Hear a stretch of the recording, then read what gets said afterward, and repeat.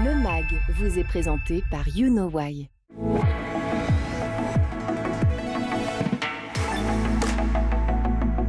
Bonjour à tous, très heureux de vous retrouver. School TV Le Mag, une demi-heure consacrée à l'éducation de vos enfants. À chaque fois, une thématique forte, une initiative sur le plan local et ou national, toujours avec Alix Nguyen. Salut Alix. Bonjour Patrick. On y va pour le sommaire, salut, de cette émission Jeune et Rose, Sérum. Aujourd'hui, Le Mag met en lumière pas une, mais bien deux associations qui sensibilisent sur le cancer chez les jeunes, quelle prévention dans les écoles, quels sont les bons réflexes à adopter chez les filles, mais aussi chez les garçons. Vous allez voir que l'on va apprendre beaucoup de choses pendant cette émission. Quels sont les chiffres quand on parle de cancer en France, et qui plus est chez les jeunes et les moins jeunes, où en est la recherche, quel progrès, quel motif d'espoir surtout, là aussi on répond à toutes vos questions. Enfin, quel accompagnement pour les malades, comment combattre l'isolement social, comment peut-on mettre un terme, que peut-on mettre en place pour rompre cet isolement? Voilà, c'est plus français. Là aussi on répond à toutes ces questions. C'est parti.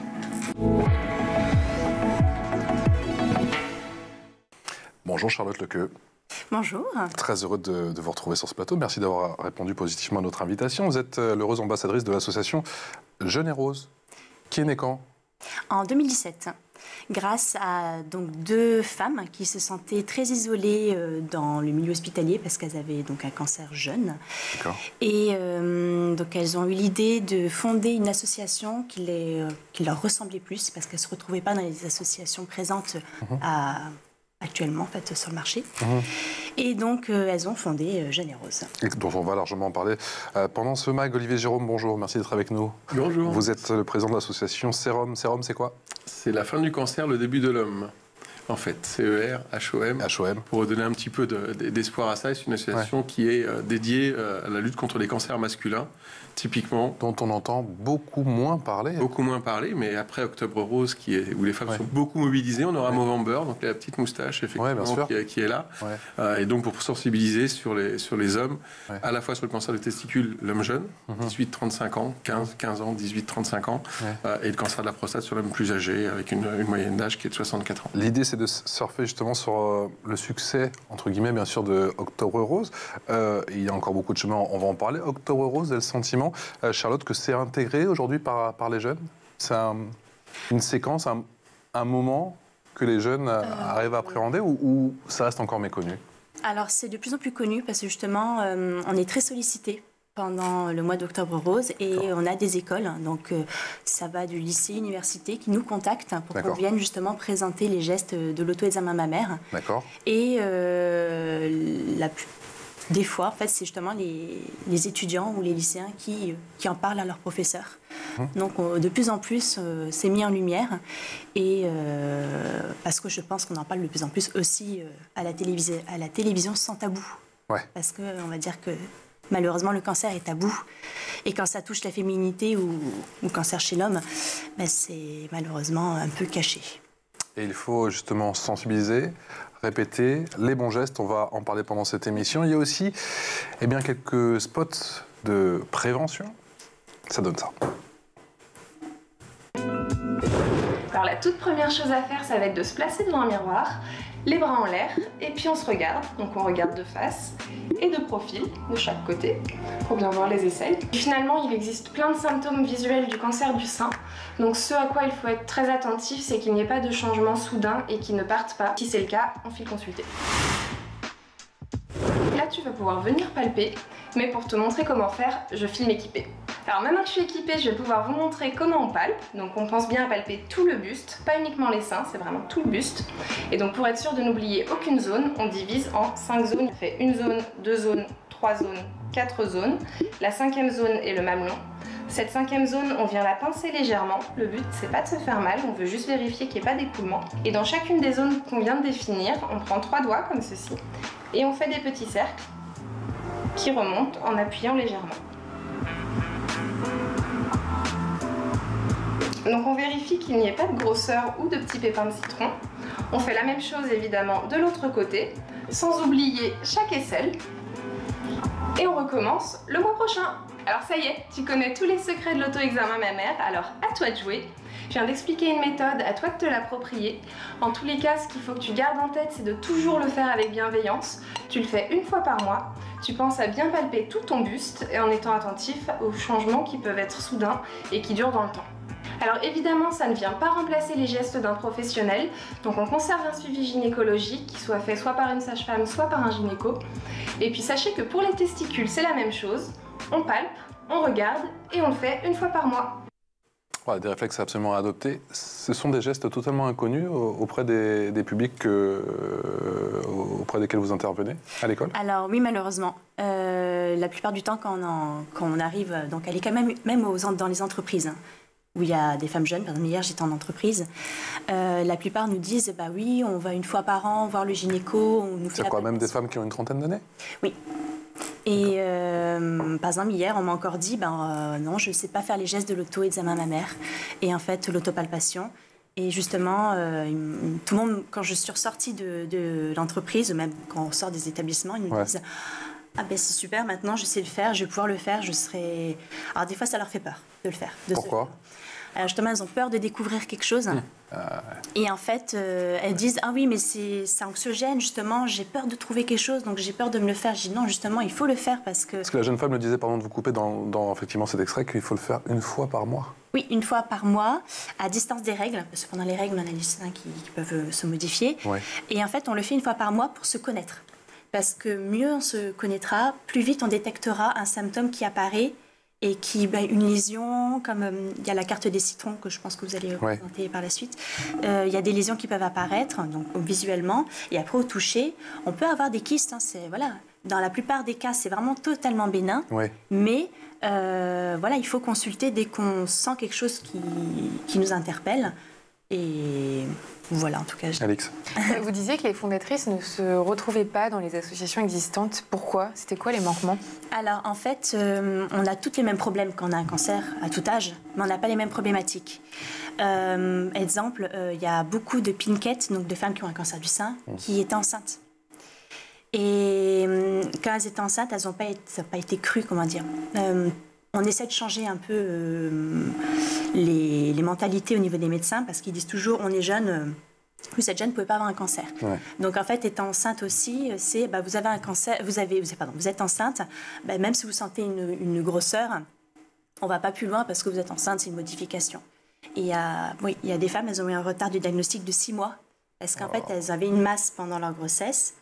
Et en fait, elles ont dû attendre même l'allaitement. Parce que même pendant l'allaitement, on continue à sentir une masse. Et on leur a dit, en fait, non, c'est juste parce que vous allaitez. Et pardon, on peut mener une grossesse à terme tout en traitant un cancer?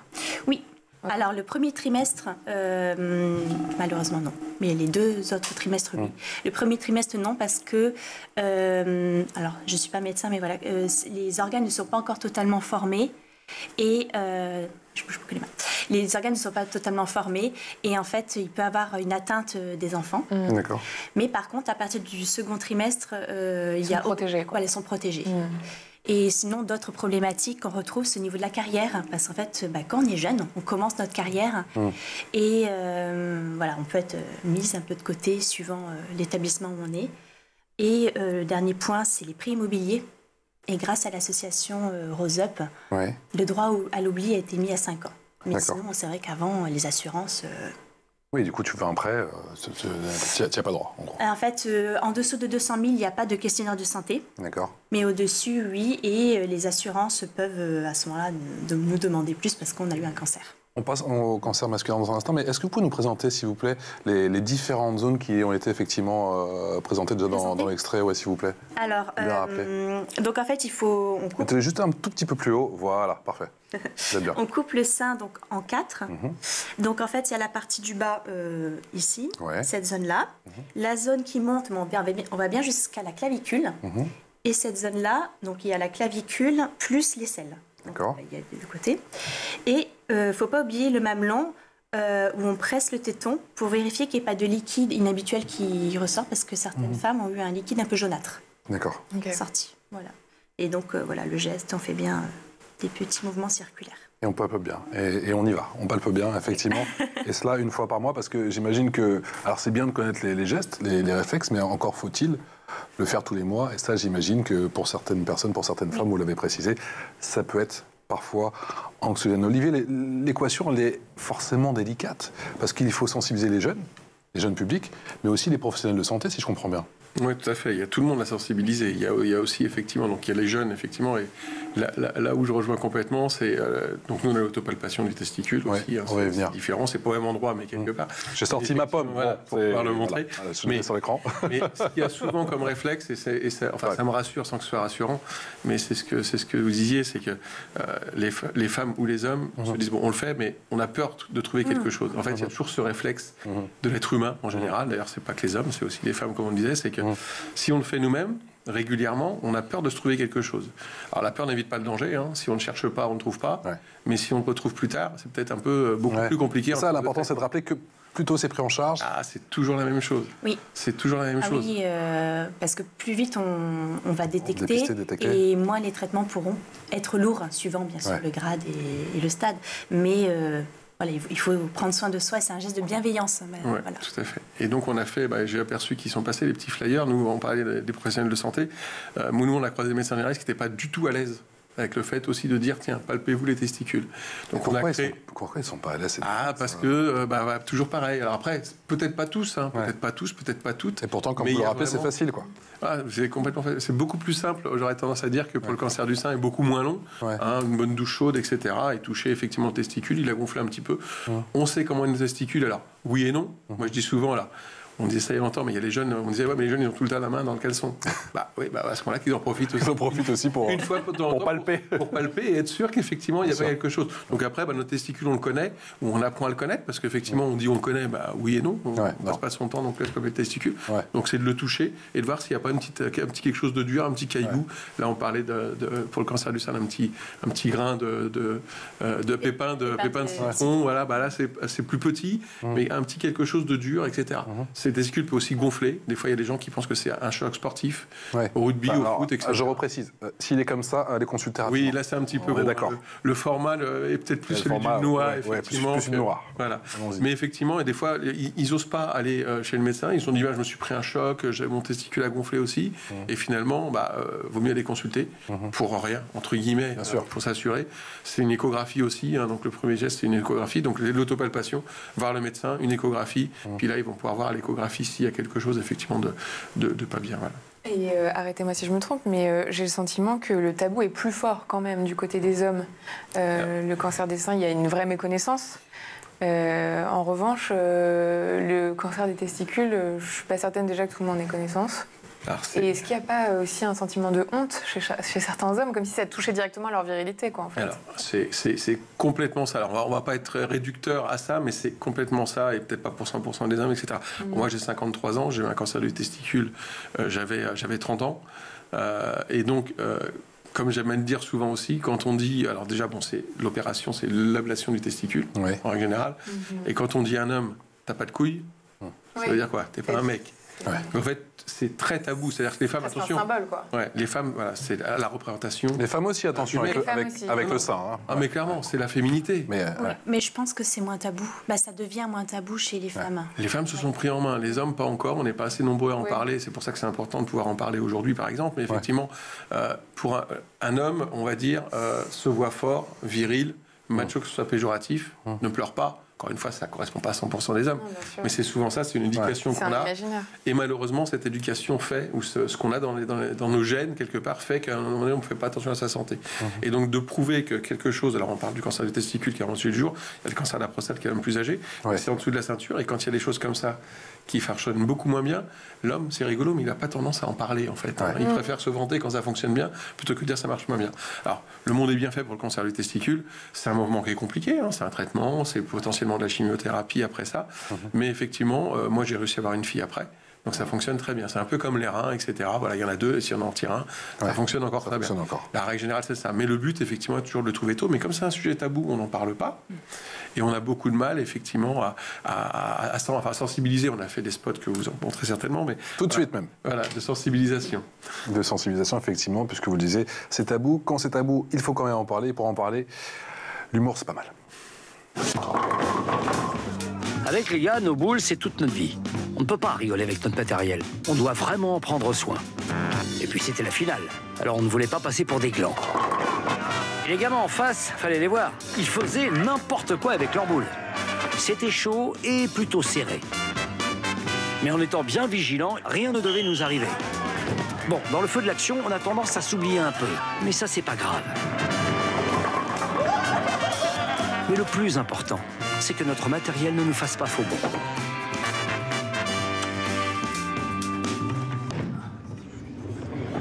Parce que le moindre petit pépin, et ça peut être le drame. Les gars, faites gaffe à vos boules. Ce serait vraiment trop couillon. Le cancer testiculaire n'est pas un jeu. Pensez à inspecter régulièrement votre matériel. Voilà, il y a toute une série, c'est très bien fait, très bien réalisé et très bien écrit. L'humour, pour en parler, c'est peut-être le meilleur outil au final. Ouais, je pense que pour le cancer du testicule et le cancer de l'homme jeune, c'est important. Ça faut essayer de créer un petit peu le buzz, quelque chose qui soit viral, etc. À l'époque, cette vidéo, là, j'ai arrivé à 5-6 millions de personnes. Ouais. On va dire, ça a bien aidé. Bon, le film, le nom, un vrai film de boule, voilà, a bien rigolé. Il y a le casting aussi. Le casting, voilà. Donc il y avait Bruno Solo, il y a Tommy Bugsy, effectivement, qui est venu. Il y a d'autres personnes qui sont aussi connues. Il y a Frédéric Bourali qui est dans Scène de ménage, etc. Il y en a plusieurs. Il y a Antoine de Jeanneran, enfin, je ne vais pas tous les citer, qui ont eu la gentillesse de venir bénévolement tourner effectivement ça, parce qu'ils avaient envie de faire parler du sujet et avec un peu d'humour. Et là, c'était, franchement, moi, j'ai adoré. Et je pense que c'est vraiment quelque chose qui permet de sensibiliser. C'est un sujet sérieux, mais il faut dédramatiser. On n'est pas là pour faire peur aux gens. Bien sûr. Pas rendre anxieux les choses, mais justement en parler, dire tiens, t'as vu le petit spot là qui était là, c'était rigolo, mais tu fais attention à tes boules. Pareil, une fois par mois, on préconise de palper ses testicules. Donc là aussi, une fois par mois. Pareil, une fois par mois, et puis de regarder. Alex. On a parlé de l'éventuel impact sur la psychologie des hommes, de l'annonce d'un cancer. Qu'en est-il des femmes? Qu'est-ce que ça peut provoquer sur l'identité d'une jeune femme? Alors, le sein, ça représente quand même beaucoup la féminité. Et c'est vrai que ça peut être un choc. Après, on a des... Par exemple, moi, j'ai eu une mastectomie et j'ai eu le droit à une reconstruction par prothèse. On nous propose différentes reconstructions ou pas. Parce que certaines femmes, justement, elles disent non, je ne veux pas être reconstruite, je veux être à plat. Et c'est une forme aussi peut-être de provocation pour la maladie, ou alors je ne sais pas expliquer, parce que moi je ne l'ai pas fait, mais certaines femmes ne souhaitent pas. Voilà, propre à chacun. Et oui, psychologiquement, c'est vrai que... Et vous, à l'époque, vous avez été soutenue par une association, ou est-ce que vous avez trouvé... Alors oui, moi au tout début, j'étais à la Maison Rose, qui est Rose Up. Et d'ailleurs, on en a parlé des associations.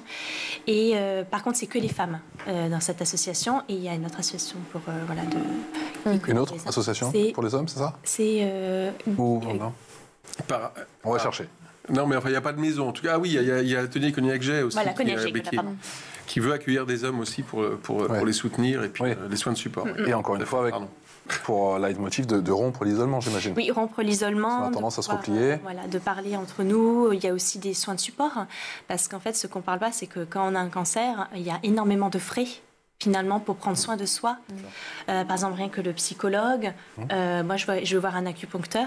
Donc, c'est quand même des frais en plus. Oui, c'est pas toujours remboursé, ou alors c'est remboursé à minima, j'imagine. À minima. À minima du minima. Oui. J'imagine. Voilà. Ouais, donc, il faut libérer la parole avec ces groupes de parole. Et justement, on sait aujourd'hui de plus en plus vers qui on peut s'orienter pour pouvoir trouver ces groupes, où ça se fait beaucoup sur, je sais pas moi, sur Internet. Pour les hommes, donc pour ces hommes, nous, on a créé des numéros d'écoute pour le faire, parce qu'on s'est aperçu que malheureusement, alors on n'est pas encore passé à l'étape, ou très peu à l'étape de rencontrer les gens, parce que le sujet est tellement tabou, en fait, que les gens, le téléphone, ils le prennent, ils donnent leur nom. Ça reste anonyme? Ah d'accord, ça reste anonyme, donc il n'y a aucune obligation effectivement de donner le nom. Et le but, c'est vraiment de les soutenir. On parlait de l'impact psychologique, quand on a 18 ans ou 20 ans, quand on a un cancer du testicule, à cet âge-là, moi j'avais 30 ans, c'est déjà pas évident, mais à cet âge-là, il y a beaucoup de jeunes que l'on a au téléphone qui sont vraiment en détresse psychologique, ou les parents qui viennent parce que leur enfant est vraiment très très mal, il se coupe du monde, etc. Alors qu'au contraire, il faut essayer justement, être capable d'en parler, c'est pas simple. C'est un sujet... chez un jeune homme, franchement, qui est très touchy, quoi. C'est vraiment pas compliqué. On sait si les jeunes sont très touchés, très impactés. Oui, la grosse majorité, c'est 18, 20, 25 ans, donc oui, c'est quand même, c'est beaucoup de jeunes. C'est le nombre de cancers du testicule. Après, la proportion des âges, c'est l'image de la prostate pour les hommes mûrs. C'est 2300 à 2800 cas par an. au niveau du nombre de cas. Donc, c'est beaucoup et c'est pas beaucoup. La prostate ou le cancer du sein, c'est 60 000 nouveaux cas par an. Donc, c'est sans commune mesure, mais c'est un impact effectivement psychologique. On est jeune, etc., qui est compliqué. Donc, à la femme, effectivement, à partir de 50 ans ou autre, voilà, on a des tests. C'est compliqué, mais quand on est jeune, on n'est pas prêt à ça, quoi. Je veux dire, le cancer, on imagine tous, effectivement, voilà, un peu comme on parlait, à partir de 50 ans, on est tranquille parce qu'il n'y a pas de contrôle. Bah non, on n'est pas forcément tranquille du tout. Charlotte, c'est quoi les chiffres, justement, chez les jeunes femmes?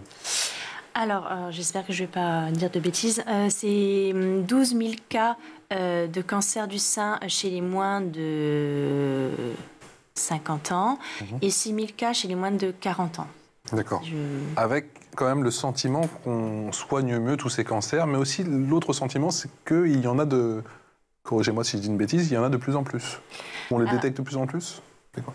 Alors, il y a une étude qui est sortie en 2022-2023, qui montre qu'il y a une augmentation de 79% des cancers chez les moins de 50 ans, et cette augmentation a été vue en 30 ans.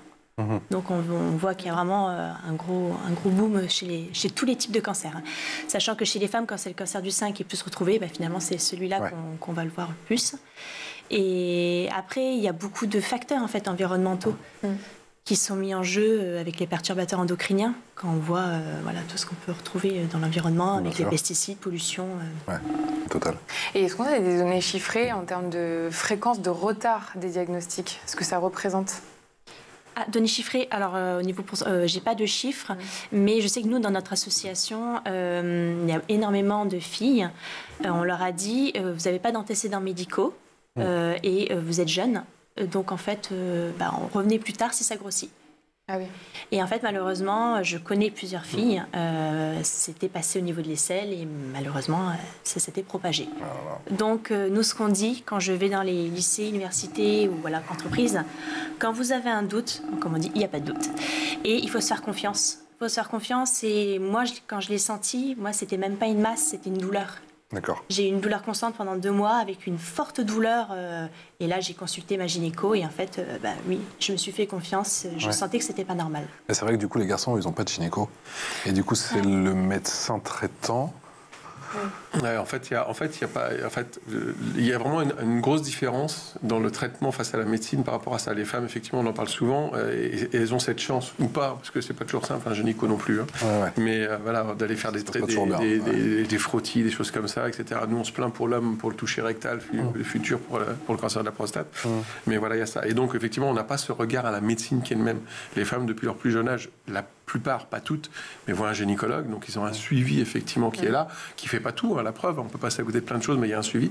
Les hommes, nous on va voir le médecin quand on est malade ou presque en train de mourir, et on nous dit de toute façon ça va passer, on y va, donc on va rarement chez le médecin. Et donc vu qu'on va rarement chez le médecin, on s'aperçoit des fois beaucoup trop tard qu'on a des problèmes de santé. Mais alors, il faut suivre son intuition, quitte à prendre un rendez-vous où ça à l'hôpital, du coup, ou alors ça passe par le généraliste en général. Après sur le cancer il faut arriver à le convaincre, quoi. Sur le cancer des testicules, c'est simple, autopalpation, si vous avez un doute, une douleur ou quelque chose. Un petit signe aussi dont à chaque fois j'ai révisé et j'ai oublié le nom, un testicule qui n'est pas descendu à la naissance. Des fois, ça arrive à un enfant ou quelque chose. Un des testicules qui n'est pas descendu à la naissance, on peut se faire opérer, on peut redescendre le testicule ou autre. Ne dit pas que ce sera un cancer du testicule, dit qu'il y a potentiellement plus de chances d'avoir éventuellement de chance ou de malchance, d'ailleurs quand on parle de chance, mais de se dire il y a plus dans les études, il y a plus de cas de cancer des testicules quand il y a eu ce genre d'événement-là que pas.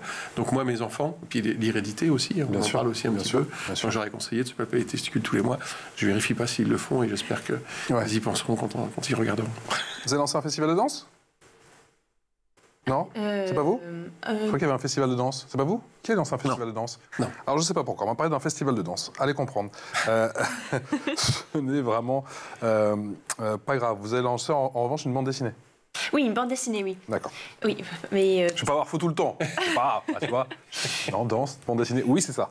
Oui, le siège... Donc, il y a le siège à Bordeaux. Il y a aussi un siège avec une salariée au niveau de Lyon. Et ils ont mis en place une BD faite avec des élèves. Et voilà, qui... Et avec des bons retours? Oui, des bons retours. Après, dire que moi, je ne suis pas du côté de Lyon, donc je n'ai pas trop les retours de Lyon. Mais voilà, en tout cas, il y a eu de belles répercussions au niveau de cette BD. Et donc on parle du fait qu'il y a un gros manque d'informations et d'impact auprès des jeunes garçons. Pour le cancer du sein, en l'occurrence, on est plus avancé. Est-ce qu'il y a encore des résistances, malgré tout, chez les jeunes filles ? Pardon. En termes de, c'était pas clair. En termes de sensibilisation ou même de... Pardon, j'arrive pas à formuler ma question. Est-ce qu'il y a encore des résistances de la part des jeunes femmes quant au cancer des seins ? De faire l'autopalpation, de se examiner. Est-ce que ça leur semble encore lointain pour la plupart ? Est-ce que pour elles, c'est relégué aux femmes mûres ? Quand je vais dans les lycées, les filles elles me disent oui, maintenant je sais le faire, mais est-ce que je vais le faire sur moi ? Pas toujours, parce que justement, elles ont encore en vision elles ont des images de cancer chez les personnes âgées. Et il faut attendre la première mammographie pour en avoir le cœur net. Et c'est ce qu'on leur dit, c'est que non, en fait, à partir du moment où on a une poitrine, justement, il vaut mieux commencer le plus tôt possible pour la connaître. Parce que, par exemple, certaines femmes me disent, hier, justement, on m'a dit, moi, je sais que j'ai des kystes. Donc, je sais que, par exemple, à tel endroit, j'ai des boules, mais je sais que c'est bénin. Mais par contre, si ça grossit, là, je m'inquiéterai. Mais voilà, donc elles-mêmes, elles se connaissent et donc elles pourront par la suite savoir s'il y a un symptôme qui apparaît ou qui persiste. Charlotte, j'ai mené l'enquête. Oula. Le festival. Ah, les télé... oui, qui est fait... Pardon, désolée, c'est pas un festival. Je l'ai. C'est un festival où il y a la danse, mais c'est pas un festival de danse. Ça donne ça. On y va, on est prêt ?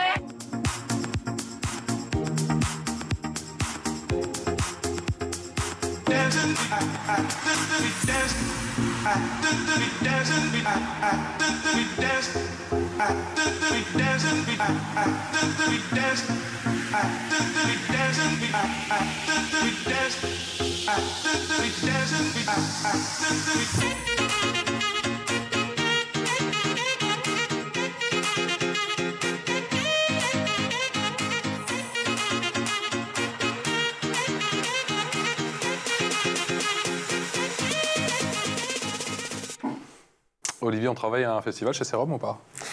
Alors, avec de la danse, pourquoi pas ? On n'est pas obligé de la danse. Hein. Alors, de la danse ou pas ? Bon, après... Plutôt le bowling, je sens. Je ne sais pas pourquoi, ça va être du bowling. Plus le bowling. Donc, non, on n'a pas de choses comme ça. Par contre, on fait de la sensibilisation avec du théâtre. Une pièce qui s'appelle Radical, donc qui est plus pour le cancer de la prostate, mais qui est une comédie qui est faite avec des vrais acteurs qui sensibilisent sur le cancer de la prostate. Et après, on a une opération, effectivement, de sensibilisation aussi, Place de la Bourse, qui permet de venir parler. Et on a choisi Place de la Bourse. C'est pas anodin, j'imagine. À Paris, voilà, pour parler de testicules ou de bourse. Ouais.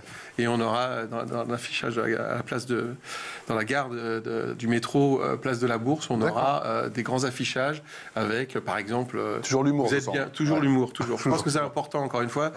Vous êtes au bon endroit pour en prendre soin, vos bourses sont précieuses, etc. Voilà. Donc de pouvoir faire, on aura un stand sur la place de la Bourse pour venir sensibiliser. Et justement, il y aura quoi comme programme justement sur ce stand ? Ça sera quoi comme type d'activité ? Alors en fait, on n'aura pas vraiment de Bruno Solo ou pas ? Il a été convié, je ne sais pas s'il sera disponible là ou pas, mais en tout cas, oui, il y aura certains acteurs. On a reconnu aussi Théo Fernandez, donc qui est le fils des Tuches, qui est dedans, qui est là dans tous nos spots. Il a été là à chaque fois. C'est un fidèle. Qui devrait passer justement. Mais voilà, le but c'est de sensibiliser. Donc on n'a pas de bus d'autopalpation. Parce qu'on se dit qu'effectivement c'est peut-être compliqué, c'est un sujet tabou, etc. Donc on va se servir effectivement peut-être de noix ou de choses comme ça, ou de pommes, mais voilà, pour pouvoir sensibiliser. Et on va parler aussi du cancer de la prostate, qui est l'autre cancer chez l'homme plus âgé, qui est un vrai sujet aussi tabou. Donc il n'y a pas que les jeunes qui sont conviés très concrètement, tout le monde est convié. Clairement. Peu importe l'âge. On peut aller encore plus loin dans la sensibilisation, et vous aimeriez peut-être... phosphorer sur quel axe en termes parce qu'on a déjà parlé de la BD, il y a le festival, vous faites déjà plein de choses. Il y a quelque chose sur lequel vous pouvez encore appuyer ? C'est déjà bien, hein ? Oui, c'est déjà bien. Après, peut-être faire plus participer justement les jeunes avec des collaborations sur d'autres projets. Le principal, c'est vraiment mettre en lumière les jeunes et qu'ils soient acteurs justement de cette sensibilisation. Je pense que c'est là que ça pourra le plus impacter. Moi, je me demande, parce que c'est vrai que n'a pas eu moi, j'ai pas eu la chance d'avoir des interventions à l'école. Et j'aurais bien voulu savoir justement à quoi ça ressemble, à quel type d'échange ça donne, quel débat aussi peut-être. Et comment les jeunes garçons réagissent surtout, les garçons? Une fois passé le rire, j'imagine que... Ouais, ben voilà, je pense que ça commence par le rire. Et après, quand on... Oui, mais c'est ça. Mais je pense que c'est le message, encore une fois, public jeune, etc., ils sont facilement... ils vont facilement le prêter au jeu, effectivement, de rigoler. Puis après, quand on rentre dans le truc un peu sérieux, des fois, ils sont un peu gênés, etc. Donc voilà, c'est des bons spectateurs et je pense que voilà, faut passer un petit peu ce sujet tabou et donc réussir à se dire bon, ok, je vais le faire. Et nous, à chaque fois quand on intervient, alors on n'intervient pas autant dans les lycées. Le souci qu'on a nous en tant qu'association Serum, c'est qu'on n'a pas assez de bénévoles. Les femmes sont beaucoup mobilisées. Nous, il faut être capable de parler de choses. Alors moi, j'ai un testicule de moins, ça tombe bien, tout le reste fonctionne bien. Ouais. Mais voilà, il faut être capable d'en parler. Il y en a qui ont du mal à en parler, donc on n'a pas assez de bénévoles pour aller dans les lycées, dans les universités, etc. On y va quand on est convié. Ouais. Mais voilà, en fait, c'est de faire passer le message. Effectivement, et à chaque fois, ils aiment bien rigoler, nos spots décontractent un petit peu le truc. Et après, on parle de sujets sérieux. Et vous ne réunissez pas que les garçons, c'est les filles et les garçons. Alors souvent, d'ailleurs, et c'est valable dans tous les cancers masculins, on a aussi les femmes qui prennent les hommes par la main pour venir nous rencontrer parce que les hommes n'osent pas faire la démarche. Okay. Les femmes sont essentielles dans la communication et de l'information pour les cancers masculins aussi. C'est primordial. Il faudra revenir pour en reparler. Nous, on va intervenir effectivement dans les établissements, que ce soit les collèges, les lycées ou les universités. Merci beaucoup Charlotte Lequeux, ambassadrice de l'association Jeune et Rose, et Olivier Jérôme, président de l'association Serum, C-E-R-H-O-M. Vous aurez compris le jeu de mots. Je vous renvoie bien sûr à leur site. Tout est très très bien expliqué et pensez à vous autopalper, s'il vous plaît. Alix, on se retrouve demain. À demain. À demain.